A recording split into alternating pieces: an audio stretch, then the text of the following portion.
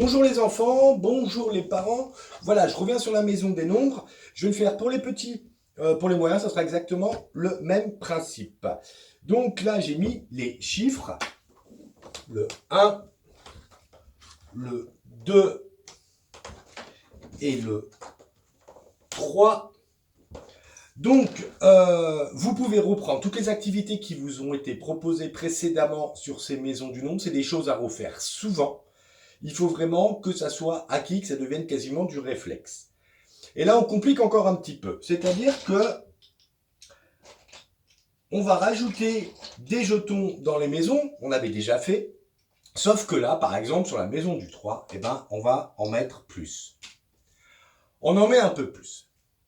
Et on demande à l'enfant de compléter. Donc, il va compléter sur la maison du 1, il en met 1. Sur la maison du 2, 1. Et encore 1, cela fait 2. Je fais juste une petite parenthèse, quand je dis et encore un, c'est quand même important parce que c'est une histoire de quantité. C'est 1 et encore 1, ça fait 2, et encore 1, ça fait 3, et encore 1, ça fait 4, et encore 1, ça fait 5, etc. Donc on rajoute bien à chaque fois une quantité. On n'est pas en train de compter une ligne ou voilà, de faire premier, deuxième, troisième, quatrième. Non, c'est vraiment à chaque fois on rajoute une quantité. Donc et encore un, quelque chose d'assez important. Voilà, hop, parenthèse fermée, désolé. Et donc voilà, il a complété, il arrive à la maison du 3. La maison du 3, normalement, ça va l'interroger, ça va poser un problème. J'essaie de mettre tous les jetons pareils, mais bon, voilà. Hop, là, il va se dire, bah oui, mais il y a un petit souci. Donc, il faut le laisser réfléchir, il faut laisser l'enfant réfléchir, manipuler.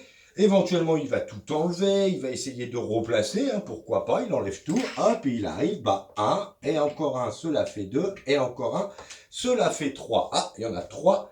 Qu'est-ce qui se passe? Il y en a un de côté. Donc, voilà, donc là, maintenant, c'est bon. Ce qu'il va falloir, il va falloir insister un tout petit peu sur le fait que, eh ben, il y en avait 4, donc il y en avait en trop. Et donc, on en a enlevé. On en a un qui n'est plus dedans. Donc, on l'a enlevé. Donc, voilà, c'est le terme, quand il y en a en trop, il va falloir enlever. Donc, voilà, ça permet de complexifier les choses et bah, de créer des petits problèmes aux enfants qui vont devoir les résoudre.